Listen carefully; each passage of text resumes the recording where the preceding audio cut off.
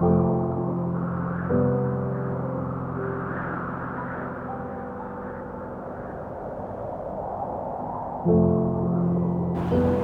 know, growing up in rural New Zealand, you really learn to appreciate the outdoors, and I think that's really come through in my golf. You know, when I'm out there, it's just me and the earth, it's me and Mother Nature.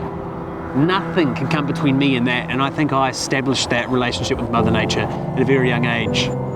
Growing up in the hills, I wouldn't be anywhere else. I mean, look at this.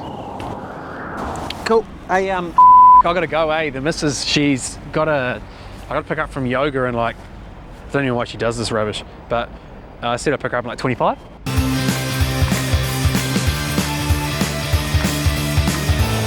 Sweet. Cool.